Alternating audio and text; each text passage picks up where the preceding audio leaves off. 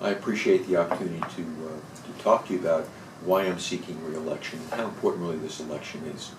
We started out approximately 4 years ago with Governor Christie in changing the way the state does business, lowering taxes, making government smaller, making teachers and other union people accountable for their jobs. It's been a long road. In the last 3.5 years, we've accomplished a lot. Balanced budgets, lower of taxes, no tax increases going forward from the state, and certainly we've made accountable both teachers and other government people for their actions, as well as shrinking the size of government. That's really putting the government on the right path and putting the state on the right path. And I think it's important to know through that we've grown the job market, over 130,000 private sector jobs, making New Jersey eligible for business, right for business, and open for business. And those are key factors that I think are important for us. We have to take a look at the Sandy storm and how it's really devastated the state. Multi-billion-dollar industry, 40,000 people displaced, homes destroyed, infrastructure destroyed. And I think the governor has done a wonderful job in getting us back on our feet and heading in the right direction. But he did so part of his team, and we are part of his team. As a senator for the 30th District, I've worked closely with Governor Christie. I've had the opportunity to spend a lot of time with him. I was the only legislator that went with him to Israel last year and built a good bonding with him on that. He's called me, and we've discussed many issues down here concerning, for example, Route 9. He understands how important it is to Lakewood and parts of the 30th District through Howell, and that's why he put $6 million in this budget to start the ball rolling on Route 9. Take a look what's happened on the Garden State Parkway. They're doing major work, both on Route 70 and on Cedar Bridge. We're doing exits and entrances, full interchanges right here in Lakewood to lessen the traffic surges that happen. He's also extended that into Toms River and into Bricktown, so the whole region starts to see a better traffic flow based on the increase of population in the area.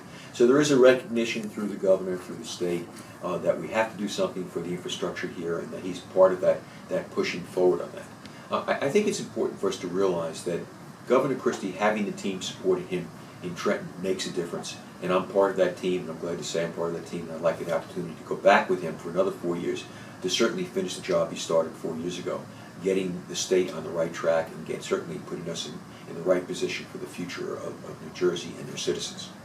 Just on a side issue, sometimes people just don't understand what goes on in Trenton. I recently had a bill signed into law by the governor, the Tanning Bill. Now someone would say, what is Tanning Bill? How important is the Tanning Bill in these economic times? I worked on this bill for 2 years with the American Cancer Society because we've seen a rise in cancer in young people and children. And very, very honestly, it was linked to tanning beds, melanomas. This in some cases kill people. We went ahead and banned children from using tanning beds in this state.